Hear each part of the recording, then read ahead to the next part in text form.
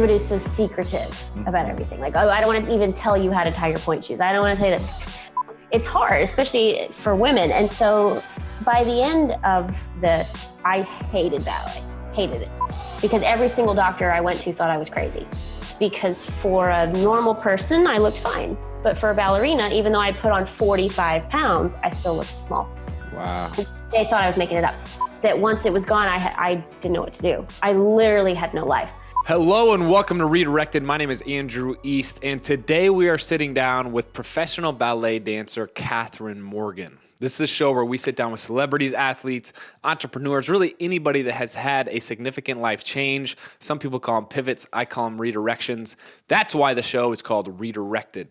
Today is an absolute treat. Again, we sit down with Kathryn Morgan, and she tells her story of how she went from exploding into the ballet scene to ultimately having to retire at a young age, far before she ever thought she'd have to retire because of an illness that she had. And then she walks us through how she got into YouTube and built this awesome online community, and ultimately shares some news at the end of the episode that you won't want to miss. Kathryn has an awesome story. She has some great words of advice. I can't wait for you to hear this one with Kathryn Morgan. Kathryn, how are you today? I'm doing well. How are you, Andrew? I'm so good. Thank you for joining me. My pleasure. I want to start off here by talking about your hometown, which I believe is Mobile, Alabama. Am I saying it right? It is, yes. I've been down there one time, and it's a good spot. I like Mobile. Yeah, it's very old South. People are great, up and coming with stuff now. But yeah, I grew up in the South. I'm a Southern girl. Lost the accent, but it comes back now and again. I'm so surprised you don't have an accent, because everybody else I've met from Mobile has super thick Southern accent. Oh yes, well I can put it on, and there it is. It does come out, especially if I've gone back and visited family. I'll come back up to New York, and now of course going to Miami, and people are like, "Oh, you've been in the South." There it is. That's so funny. So I was down there for the Senior Bowl, where like the college prospects. Do you know what I'm talking about? I do. I have actually, believe it or not, when I was 13, I performed at the Senior Bowl. No way. I did. Yep. At halftime. Wow. I mean, Mobile's got it going on. I like it down there. They do. They really do. That's funny. So I would love for you to kind of just tell us the story of your upbringing. I hear you were put in gymnastics at as a 2-year-old. Is that right? I was I think I started dancing first of all at 3. But during that time, during those early dancing years, my parents kind of, wanted to try out everything. Let's make sure this is what she wants to do. Mm-hmm. And then I was put in gymnastics at 3, 4, that kind of baby gymnastics. I'm sure you of all people know what that is with Sean, but, and I couldn't do it. I needed the movement. I needed the music. I needed the kind of lyrical dance aspect, but I did try gymnastics, and I have 0 upper body strength, so that did not work at all. But yeah, I started dancing when I was 3, and at 8, it's what I said, you know what, this is what I want to do. So, what made you get to that point as an 8-year-old? I believe it's after trying everything, it's all I wanted to do. It's the only thing I liked. And then we went to New York for Thanksgiving, as you do. And we saw New York City Ballet's The Nutcracker. And I remember very vividly walking out of there going, I'm going to be up there one day. That's me. I'm going to do that. And my parents went, okay, great. Sure, go for it. And I ended up there. So it was that. For me, it's all I've ever wanted to do. I cannot remember a time when I wanted to do anything else. Wow. Dreams do come true, huh? They do come true. They do. Is there like a ballet school or something? Like, what's the best way that you can become a tier A ballet dancer? Well, there are different schools everywhere. I mean, big cities have very good schools, but my path was I grew up in Alabama, danced in Alabama very seriously. And there was a good school there, but it wasn't one of the big training facilities. Mm-hmm. And my goal was always New York City Ballet. And the only way you can get into New York City Ballet, it's the only ballet company like this, but you have to be a student of their school, which is the School of American Ballet.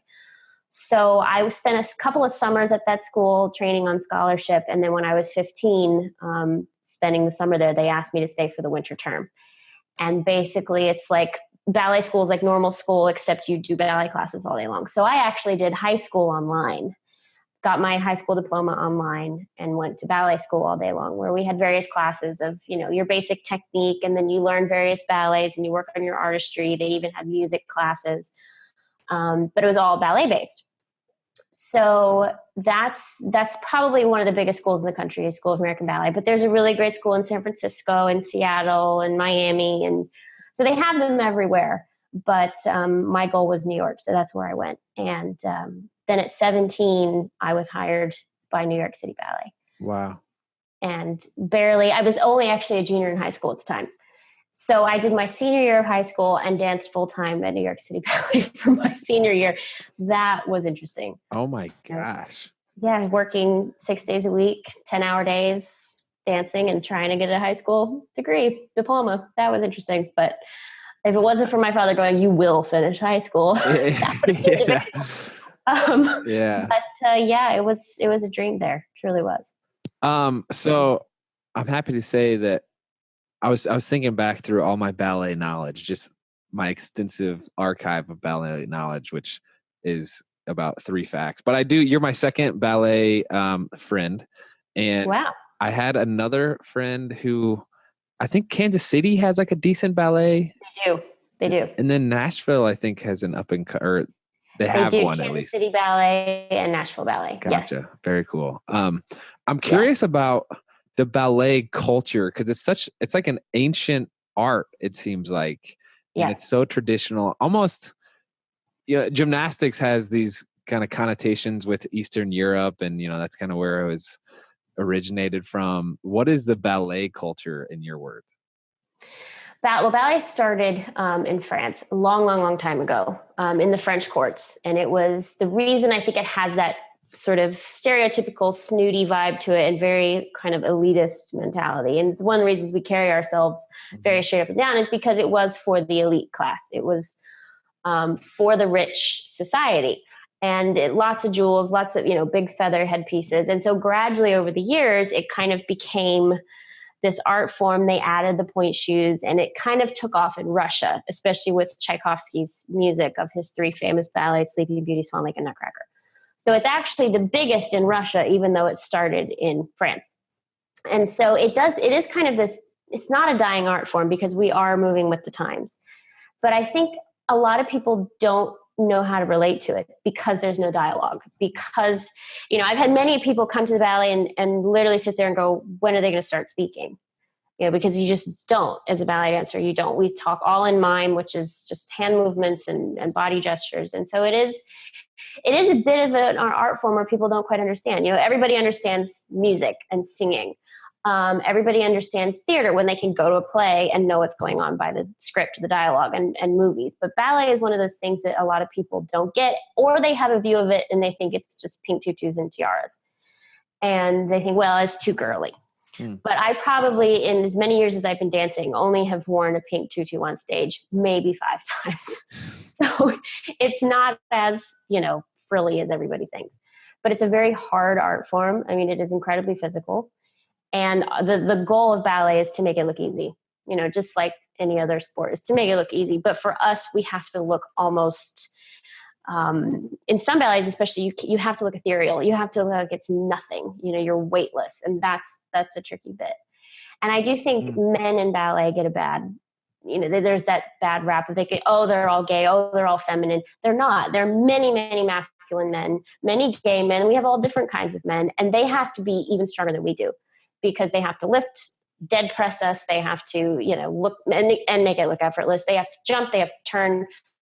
So it's incredibly physical art form, but I don't think a lot of people even realize it because we have to make it look easy. So if you think it's easy, then we're doing our job. I have so many questions that you just made me want to ask. First of all, what is the stereotypical ballet dancer look like? Is it a diverse, like everybody comes from different backgrounds, or is it like, ballet was not something as a Central Indiana guy. And I'm actually surprised from you from Mobile. It just doesn't seem like ingrained in the culture that, you're around. Not at all. Right. Yeah. It's football land down there. Alabama, Auburn, the whole thing. Yeah. And No, the very stereotypical dancer is thin, long arms, long legs, Mm-hmm. long neck. But actually, there are so many different body types in Mm-hmm. ballet nowadays. We're getting away from that stick thin, waif looking. Because of the choreography itself is changing. Dancers aren't just standing there looking pretty anymore. Things are getting harder. Things are getting more athletics, and the choreographers are pushing dancers now, doing things that even 10 years ago people couldn't do. So you have to be more fit and athletic now, and the bodies are changing. One of the big stereotypes of ballet dancers is that we don't eat, but I can honestly tell you we eat all the time because when you dance 10 hours a day, you have to eat. You can't, it's like being an Olympian. You have to eat. The problem is the balance of trying to be thin and still getting enough energy to dance is what some people struggle with. But I would say for the women, especially, long arms, long legs, long feet, long neck. Men, it varies. It depends on the kind of dancer you are. For the boys, actually, the better, quote, dancers and the tricksters are short, compact guys. So they can get off the floor easier. They can jump easier. But the better partners, the guys who lift the best, the guys who do kind of the more classical roles the best, are actually taller. They're about 6 feet. Mm-hmm. So they can do all of the partnering with the women. So for the guys, there's definitely those two distinct body types. You're either the short, compact little guy, or you're big and long and tall and can partner. To those people who don't get ballet, Mm-hmm. how do you sell ballet to them? Like, why is it beautiful to you? To me, it's beautiful. And one of the reasons I started dancing was the music. I always wanted to become the music, if that makes sense. Like, how do I express myself to the music? And the only way I knew how was by dancing. And, they say with theater, people start to sing when words no longer are enough. And for us, it's people dance when singing isn't enough. Like, ballet and dance can take that emotion even further. And for people who have never seen ballet, I always say it depends. Your first ballet has to be a certain one. Like, I would never bring somebody to Sleeping Beauty if they've never seen ballet before, because it's 3 hours and incredibly long and can get incredibly boring. Yeah. So, you've never seen ballet, I would probably suggest a more contemporary evening where there's all different kinds of pieces on the program, because we will do that. There'll be like, a 45-minute piece, and then a completely different 30-minute piece, and then just a whole different evening. So you're not getting the same thing all night. Or a ballet that they know, like a story ballet like Romeo and Juliet. Everybody knows, even if you don't know the specifics of Romeo and Juliet, they fall in love, they die. Like, you'll be fine. So it just depends on who it is and what they want to see. But I think you have to get past the thought that it's just pink and sparkly and frilly, because it's so much more than that. And that's that stereotype that's hard for people to get their head around. Very interesting. Mm-hmm. Very interesting. Where is New York City the spot to watch ballet? It's one of them. I mean, there are many great companies. There's a beautiful company in London, the Royal Ballet. Actually, London has several companies. Obviously, it's huge in Russia. Ballet dancers in Russia are like movie stars. It is a totally different culture over there. But in Miami, where I am going to be dancing, it's huge. In Seattle and San Francisco, there are a lot of great places you can see ballet. But I would say in America, New York is probably the biggest place, just because of the culture here, because of Broadway.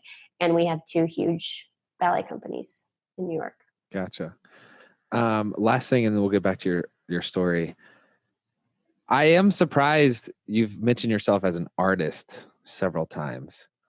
And I view ballet as more like ballet dancers as more athletes, strictly because of the physical portion of it. Is it like your training is insane?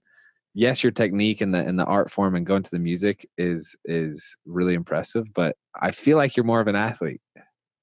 It's true. I mean, it's very true. It's debated. A lot of us consider ourselves artists and athletes. Artists, because you have to have that musicality. You have to have the artistry where you can touch that person sitting there in the audience. It's, for me, watching, I don't care how many times somebody can turn around or how high they can jump. If they can't do it beautifully, if they can't make me feel something, it's like, okay, this is just pyrotechnics.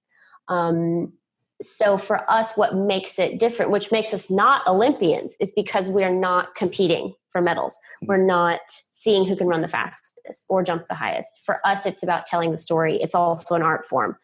So that's why there's this fine balance of, are you an artist? Are you an athlete? You're both. Because you're right. Our training, we are athletes. It's actually, I don't realize how crazy it is until I have to explain it to someone else. And then I'm like, oh yeah, it's crazy. But no, for us, it's both. Well, thank you for your patience in explaining it to me. It does seem like there's some aspect of acting in there as well, with the miming and conveying emotions. Right. I mean, especially if you do a story ballet. Obviously, there are many pieces where there is no story. It's just dance. But when you do a role, which is the roles that I'm best at, are the acting ones, like Juliet and Romeo and Juliet, you have to convey the character to the audience without ever saying a word. Wow. So it's all about facial expression. It's all about, body and eyes and, because you can't speak. So there's a huge element of acting in ballet. Wow. Yeah. And reaching the people up in the balcony in the cheap seats. They have to have just as good of a performance for them as the people up close. Are there different buckets to your training? So you have like the physical aspect, and you have like weightlifting, and then like acting class, or like how do you go about getting better and improving? For us, it's a lot. I mean, we have our typical every day we still train, we call it technique class, where it's an hour and a half of us doing all of our exercises. You start slowly at the bar and you hold on to the bar and you warm up, and then you build up to turns, you build up to jumps. And that's solely physical. We also have coaches who, when we're working on a ballet, will coach us artistically, the feeling, the acting, the emotion. In ballet school, we had variations class, it was called, where you'd learn excerpts of different pieces, different solos and things to work on performance quality, because students don't, they kind of get out on stage and they don't know how to be that artist. So that was a training class. We also had point classes where it's just all about strengthening those feet for the girls. Guys had weightlifting. We also had partnering class when we were little to learn how to do all basic partnering, and then you gradually build up. So there are different classes. I mean, it's like any sport really, but point classes, man, that's something. Golly. Miserable. Yeah. Those are my favorite. Yeah. Just tiptoes, yeah, just constant up and down and working through your feet. I mean, I'd leave with blisters and, but that's how you build up the calluses, and eventually then it doesn't hurt. But yeah, point class was never my favorite. Wow. Gosh. Yeah. Okay. So you mentioned that when you're 17, your dreams came true to a certain extent, and you signed with the New York City Ballet, or went to school there. And what was that? Like 2006 ish? Is that 2006? Yeah. I signed with them. It's a job. I did school online. So they're an actual professional working company, but yeah, 17. Walk us through that narrative. What was that like? And did it fulfill all your dreams and expectations? It did. I mean, the very first rehearsal I had with New York City Ballet, I wiped out, completely missed something and just belly flopped. So that got all the nerves out for me, but it was a dream. And, when you get into a ballet company, you go back down to the bottom of the totem pole. I mean, you are swan number 17 on the left. You'll stand in the back for a year and learn everything and probably not perform anything. And it's kind of a thankless job. But 2 weeks into my contract, the director came up to me and he said, so one of our principals, which is the highest ranked dancer, she just got injured and she was going to be Juliet in a few weeks, and I'd like you to replace her. And I literally did like one of those, like, are you talking to me? Are you sure you're talking to me? And I said, oh, okay. And that was my first big break, was doing Juliet at 17, as the lowest ranked girl in the whole company. And that led to more and more roles over time. I mean, I was doing the lead in The Nutcracker, which is the Sugar Plum Fairy. When I was 19, I danced Aurora in The Sleeping Beauty, which is the hardest role in all of ballet, at 20. And it was just like everything was just sunny and wonderful. And I thought, well, this is how it should be, just when you think everything is great. And that's when my issues started. During rehearsals, my muscles started to disintegrate, and I would go up to point and come down and couldn't balance and couldn't stabilize. And Then my hair started falling out, and I just remember like clumps coming out. And then I started putting on weight, which made no sense. Dancing 10 hours a day, 6 days a week. I ate, but I didn't have time to eat the amount that I was putting on. It just made no sense. And I was so exhausted. And I remember thinking, something is wrong. Something is not right. And even my coaches were looking at me like, this is not your typical lazy girl, because I was not lazy. You can't be a lazy dancer. You can't be a lazy athlete. So I thought, okay, something is wrong. So I went to the doctor, and it was my thyroid gland that was basically non-functioning. And they said, well, just start medication. You'll be fine. Cut to 2 years later, when I'm still as big as a house, no hair, no muscles, can't get through the rehearsal day. And I just thought, I can't do this anymore. They kept casting me in things, and I would have to back out of them because I would go down to the costume house and try and put the costume on. They couldn't get it closed. So that was humiliating. I couldn't get through the ballets. And it was like my whole world fell apart after this glorious entry of all these beautiful roles, and them telling me, oh, you're going to be a star one day, and just pay your dues and work hard and you'll be fine. And then it all came crashing down.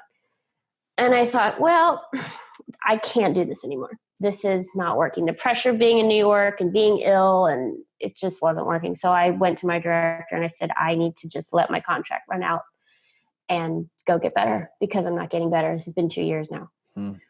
So I left New York and went back to my parents' house in Alabama for a little bit, just to kind of regroup. And they thought, like I did, well, I'll be better in a matter of months, and then I'll get back on stage. It'll be great. 3 years later, I'm still sick.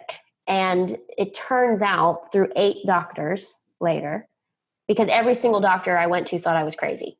Because for a normal person, I looked fine. But for a ballerina, even though I put on 45 pounds, I still looked small. Wow. And they thought I was making it up. So the one who I finally went to that believed me and said, we're going to fix this, it found that it was an autoimmune illness where your body attacks itself. So it's Hashimoto's, it's called. So no matter how much thyroid medicine I was taking, it was ineffective. Why this took 5 years to figure out, I couldn't tell you. But once we had that piece of the puzzle, then it started to make sense. And that a big part of that disease is stress. And I think part of it was them, as wonderful as it was, them throwing all those roles at me that early. So I started to change my diet a little bit, just to avoid certain things that mess with your thyroid gland. And I started working on my stress, because the stress, while it was good stress, was insane in New York. I mean, it was just insane. So things started to get better, but just weren't quite there. But in the meantime, I was bored, as you are when you're sick. I started watching YouTube videos. And I realized at that point that there were no dancers on YouTube anywhere. For all the beauty gurus and all the yoga gurus and all those people, there were no ballet dancers. So I thought, well, I can try this. Let's see if it worked. And it did. And I started making YouTube videos, and that's where the career started to shift a little bit. And while I was getting better, I was able to distract myself and feel like I was still relevant, because that was part of my problem. When you're that successful and then suddenly you just fall off the face of the earth, the rumors had started. People were like, was she fired? So it was partially a way for me to tell my story, and it was also a way for me to stay relevant in the ballet world. So that's when my career started to shift a little bit. So into YouTube. From being this classically trained ballet dancer into a YouTuber. Mm-hmm. Yeah. YouTube's great, isn't it? I mean, it's amazing. Yeah, it is, because it's essentially free TV. You can reach, if you're on the internet, if you have a phone, you can reach anybody, And a derivative effect of that is you build these little sub communities, these like, honestly, like families, like really is people who relate to your story because they're going through what you're going through, or know somebody that does. And it's like, it changed my life. I don't know how much you know about my story, but like, I was cut from the NFL, and here I was. Okay. I want to talk to you more about the stress and how you were able to walk through that. But like, I made it to the pros, never had any mental issues. and I crumbled mentally, and I just literally couldn't do what I was brought there to do, because something in my mind switched. So I spent like 2 months just literally done. I was like hopeless. I didn't know what I was going to do. No team was interested in me. I signed up, I was like doing Uber driving, the whole thing. And then I started making YouTube videos, and like now it's the funnest part about what I do in my day. Aside, like football's great, but like YouTube has been so great for us. It's amazing. And you can help people. And that was my other reason of doing it, is that when I was growing up as a 12, 13, 14-year-old ballet dancer, everybody was so secretive about everything. Like, oh, I don't want to even tell you how to tie your point shoes. I don't want to say that. For me, it was a way of, okay, how do I help that 14-year-old version of me? What did I want to know at 14? What if I could talk to a New York City ballet dancer, what did I want to know? So then I had my content was there, how to tie point shoes, different ballet classes, what they eat, what it takes, the whole thing. And I realized that because I was an experienced professional, felt okay about giving this advice. I wasn't I think this is how it should be. I don't know. I feel like I was legit. But yeah, the stress in that level of dancing. I mean, it's unbelievable, because from the age of 17, you have to be a professional. Right. And it's a young career. Today's episode is brought to you by BetterHelp. If you've ever felt like there is something that interferes with your happiness or is preventing you from achieving your goals, BetterHelp has online counseling that is there for you. BetterHelp offers licensed professional counselors who are specialized in issues such as depression, stress, anxiety, relationships, grief, self-esteem, and more. You can connect with your professional counselor in a safe and private online environment. Anything you share is confidential, and it is so convenient. You can now get help at your own time and at your own pace. You can schedule secure video or phone sessions, plus chat and text with your therapist. If you are not happy with your counselor, you can request a new one at any time at no additional charge. Best of all, it's a truly affordable option. And for redirected listeners, you can get 10% off your first month with discount code EAST. That's EAST. So why not get started today? Go to betterhelp.com/East. You simply fill out a questionnaire that's going to help assess your needs, and you get matched with a counselor that you're going to love. Again, that's betterhelp.com/East, and you will get 10% off your first month. Today's episode is also brought to you by Cove. Anyone who's had a migraine knows that they are the absolute worst. And if you've seen any of our YouTube videos lately, you know that Sean has recently been experiencing migraines, and they're no fun for her, which means they're no fun for me. But the good news is that now it's a little easier to treat your migraine from the comfort of your own home thanks to Cove. Cove starts out with a simple consultation by a licensed physician, and then the prescription that they determine is best for you is sent directly to your door. After your consultation, your doctor creates and tailors your individual course of treatment. Cove then reaches out a few weeks after to see how you're feeling. Cove breaks down everything you need to know about migraines and migraine treatment. A doctor who is licensed to practice medicine in the state you live in will be the one who prescribes your monthly medication and oversees your progress. All migraine medication prescribed by the doctors at Cove is FDA approved. So if you suffer from migraines, the last thing you need is to have to wait to see your doctor. With Cove, there's finally a way to get the help you need when you need it. And when you use my special link, you'll get your first month of treatment for free. Go to withcove.com/East. That's WITHCOVE.com/EAST. withcove.com/East. Have you ever seen the movie Whiplash? No, I haven't. Oh my gosh. I relate to it at my core. It's about this like drummer who goes to the best school and the expectations are so high. And anyway, he has this professor who's like just rides him, gives him the hardest time because he sees potential in him. And it ultimately just makes this dude crumble. And I'm like, gosh, like it is such this fine line of achieving great things.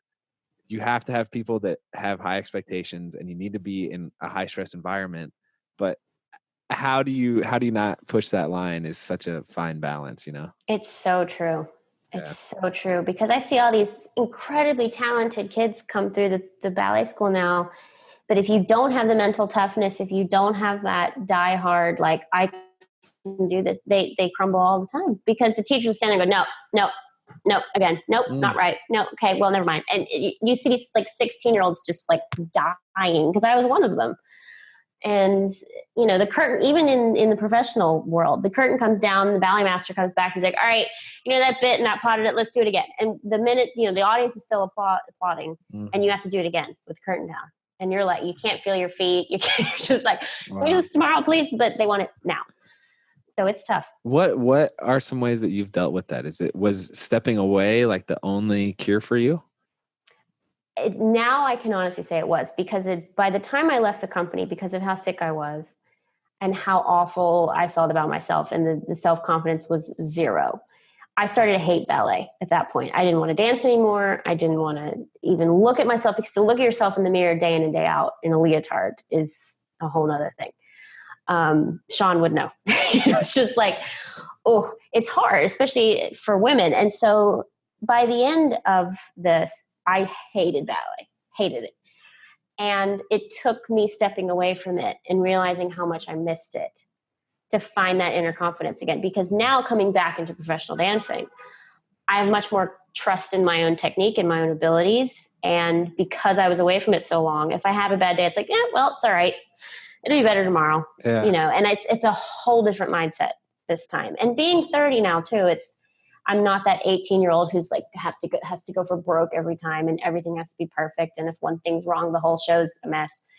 Now I have a better sense of, okay, well, that turn didn't go well. Keep going. It'll be fine. Do you think there's any shortcut to get to that point that you're describing right now? Because I'm at that point now.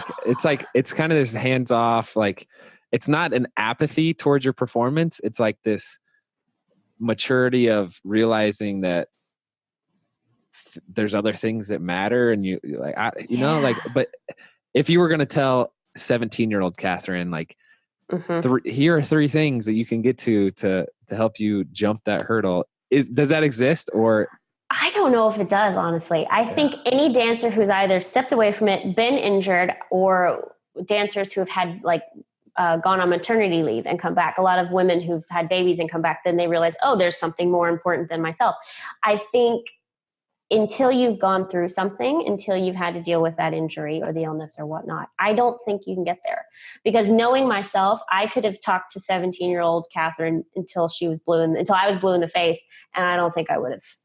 I think I would have said, no, it has to be perfect. No, it has to be perfect. I don't think there's a way you can. I don't think there's a way you can shortcut it. I really don't. Do you speak a lot on body image? A ton. You do? What's your message? It's so hard. One of the things with these young girls is they want to be thin so badly. And I actually think it's worse now because of Instagram and social media. And I'm so happy it did not exist when I was younger, as much as I love it and as much as a part of my career now. These kids, they get obsessed with these Instagram pictures, and, you know, she's tiny and thin and my feet have to look like this. They put so much pressure on themselves that they forget there is life outside of ballet. And that's one thing I learned. When ballet was taken away from me, I had put so much stock into it that once it was gone, I didn't know what to do. I literally had no life. So I remind them all the time, you remember, you're not going to dance forever. You can't ruin your bodies. You know, nothing is worth starving yourself for. Directors are not going to want starving dancers because you're going to get injured. You could blow a knee out at 17 and be done. You know, it's hard. And then for women, especially if you want to have children later, you could ruin your whole reproductive system if you starve yourself, and then you're going to regret that. Yeah. So I try and have a healthy approach, is to say, you know, remember these pictures on Instagram are photoshopped. A lot of them are photoshopped. We can all edit through Facetune and all those apps, you know. Yeah. So it's so important. My message is health over skinny. I really try and promote health over thinness. It's so important. Because it's so important. And it's so hard too, because again, 17-year-old me, all I wanted to be was thin. Yeah. You know, I feel like you're in such a unique position to talk about that too, because from innocent or from an outsider's viewpoint in the perspective of ballet in the media and movies and how it's portrayed is like, I mean, it seems like such a cutthroat culture. Yeah. And that being one of like the toughest areas where people get critiqued. It could just be, so hats off to you. Thank you. Thank you. It is cutthroat. I mean, it's as some things are taken a little too far, but it's still all very true. Right. With how it's portrayed. Yeah. One thing you talked about, and I want to revisit, is there's like this emotional toll you go through. I can't imagine what it was like for you to get this feedback from doctors saying like, we don't know what you're talking about. You don't have this illness, or we don't know why you have it. Like it's whatever they're saying to you. Then going to your family or your friends in New York and kind of being empty-handed when they ask you like, hey, how's ballet going? You know what I'm saying? Yeah, like right. that for me with football, it's like it's because you're in a career as well that's so highly publicized and it's in the public eye and people know what's going on. So when they ask you, how's ballet? It's so true. Dagger. Yeah. And then even going to the whole thing of telling people that I was leaving New York City Ballet. Why are you leaving New York City Ballet? Well, and then having to explain and the whole thing, it's so hard. And then looking at these doctors, one even I'll never forget this. He came into the room and he didn't even look at me. He like sat with his back towards me asking me questions. Wow. And I just thought, really? Because, they're used to seeing these very, quote, normal people who are not professional athletes, many of them are obese. And that to them is overweight, not a ballerina who's put on 45 pounds for no reason. Right. So they did not take me seriously. They thought I was crazy. Yeah. Why did you move back to New York City after going back home? Because again, that's another emotion, like emotionally that'd be difficult to be in this place and you're used to having the schedule of going to practice and whatever. And how was it moving back? It was good for me to move back because I went through so long story short, I did the YouTube. It led to many, many other projects that I have. And at a certain point I got married and that did not work out. I completely had my heart broken, blindsided, whole mess. And so after that experience, because of how traumatic that was, I thought, well, I need to do something now for me. I need to figure out what would make me fulfilled again. Because when you've been that led down a path and then lied to for that long and then, so I thought, well, I'm going to move to New York. I haven't been in a company in 7 years, ballet company for 7 years. So I was not in shape for those 7 years, but finally things started to happen and my body had healed itself. The illness kind of just worked itself out. One of those autoimmune illnesses, I still have to watch it, but once I can maintain it and be aware of things, it's fine. So I started to get back in shape and I thought, well, New York is the place for all the training because here is where, the teachers will crack down on you and, nope, again. So I thought New York is the place to be. So I just moved up here for me. I was making an income on the YouTube and all the other side projects that I have. And so it worked out. And through being here, I got back into full dancing shape. And in February of this year, I contacted Miami City Ballet because I know the director. And it's a beautiful company, incredible repertoire, great dancers, top 5 in the country. Wow. And I said, I don't know if you have any spots. I don't know what's happening with you, but I'd love to join the company if possible. She said, great, come down for a few days. So I did in February. And at the end of February, at the end of my time there, she said, you're absolutely extraordinary. We're in the middle of budgets. I'll get back to you. We'd love to have you if we can. I said, great. So April 1st, April Fool's Day, so I was a little like, is this a joke? She calls me up. She says, I'd love to offer you a soloist contract with us. Love for you to. What? Yeah. So I was just like, oh my goodness. And it's been 7 years, which is a huge chunk of time, for any athlete. It's basically a lifetime. And so as of April, I already have been down to Miami and done a few weeks with them. And that's why I'm moving on Saturday down to Miami to join Miami City Ballet.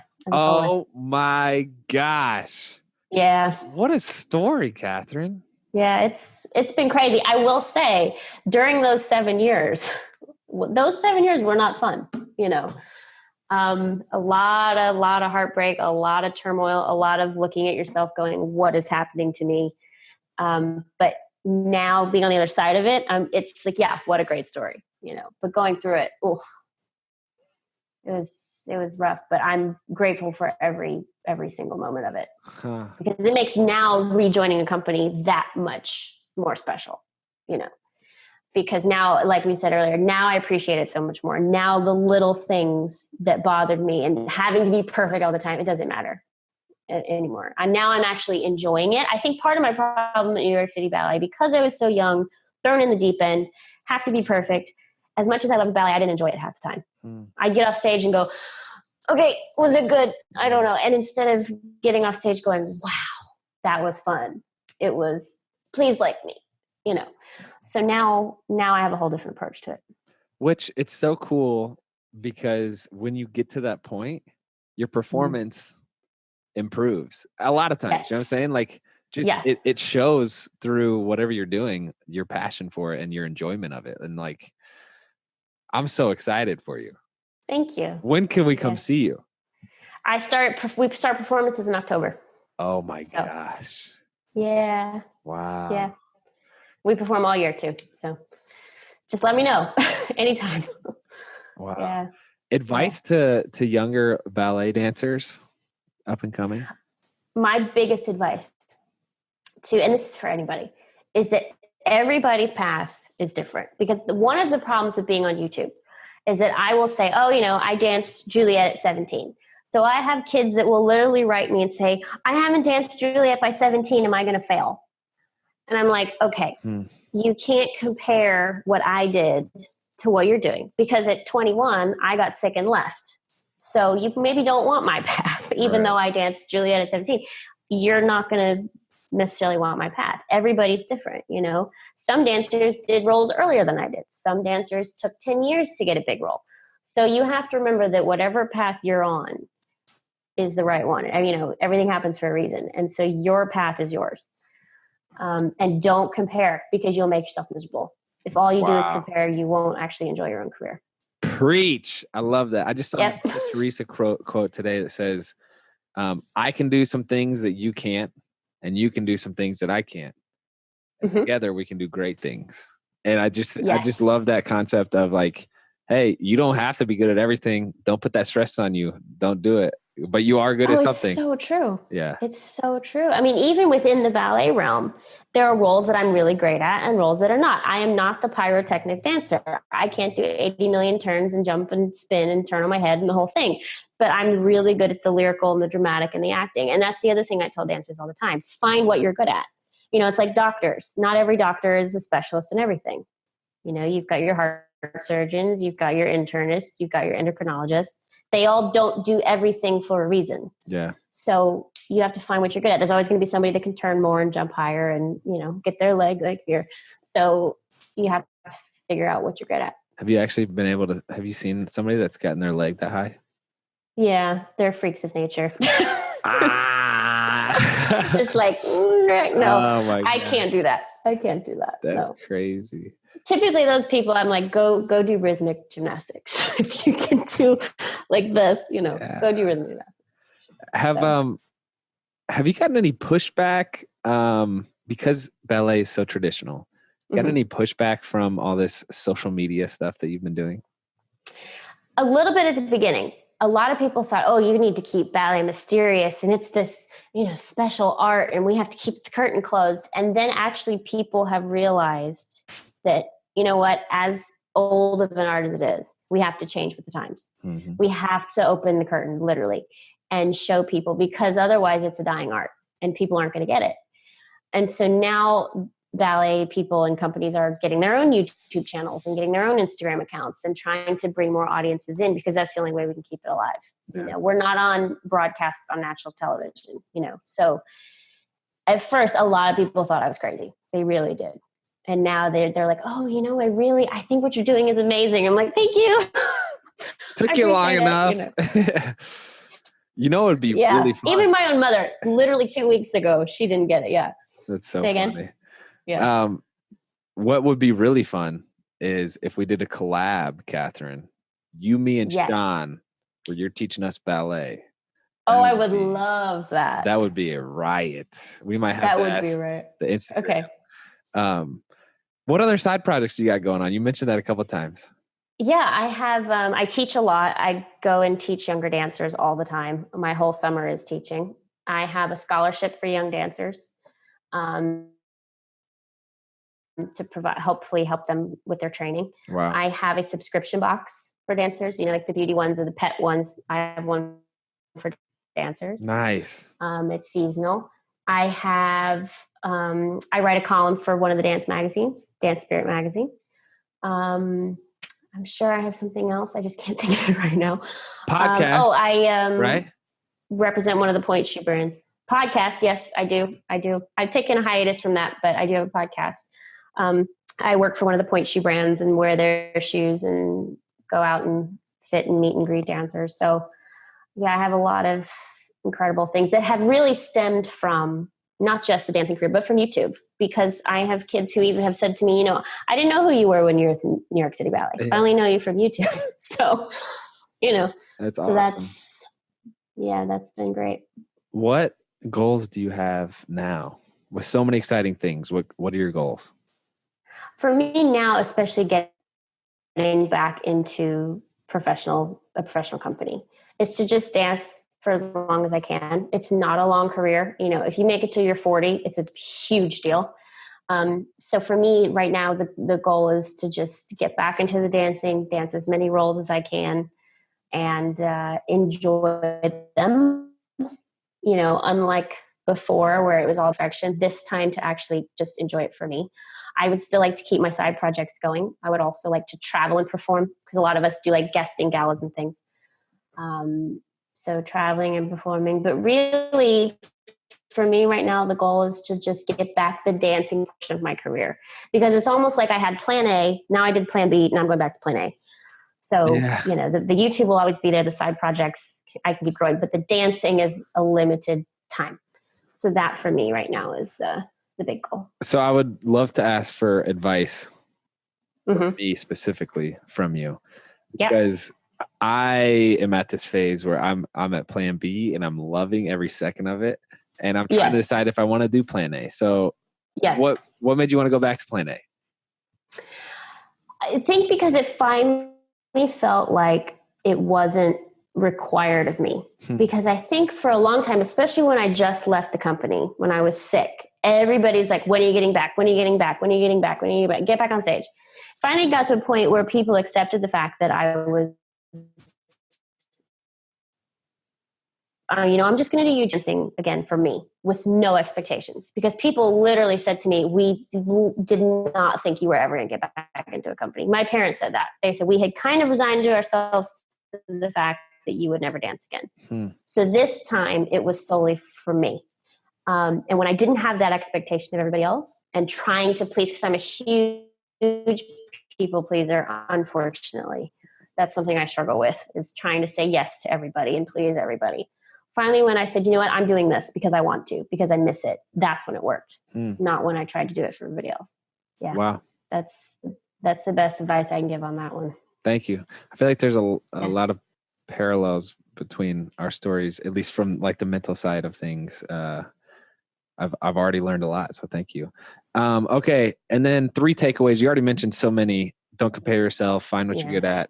3 takeaways that might be able to apply to the broader audience. The first one, as I said before, is everything happens for a reason. Yeah. If I didn't go through all those horrible things, I wouldn't have this story. I wouldn't be joining Miami. If I didn't go through that horrible relationship, I wouldn't be joining Miami and getting back on stage, because I probably would have stayed married and been fine with that and just didn't really dance again. So everything happens for a reason. For me also, it was learning that even when I wasn't a dancer, I was still worthy. Because I think as dancers, and I'm sure every athlete goes through this, you're always judging yourself based on your last performance, or how good you look, or how many medals you won, or how this and that. So when that's taken away from you, as my career was, at first I felt like a complete failure. and I felt like I was a nobody. But then the gradual realization of, you know what, I'm still worthy regardless of what I've achieved career-wise, because I'm a human being, because I'm a person. A friend always used to say to me, remember, you're a human being, not a human dancing. You know, you're a person. The fact you're a dancer, wonderful. But you're worthy because you're you, not because you're a ballerina. And then I think also for me was knowing that I could stand up for myself. As I said, I'm a big people pleaser. And trying to say, yeah, I'm going to do this for me. And I'm going to go down this career path when people thought I was crazy. And, you know, I have this dream, and stick to the goal and stand up for yourself. And even if people think you're nuts, you know, if you believe in yourself, you'll succeed. Wow. Last thing, I know that was supposed to be closing, but that's okay. You mentioned this relationship that was toxic. It sounds like very. How it's hard to realize a toxic relationship when you're in one. How are you able to work through that and identify it?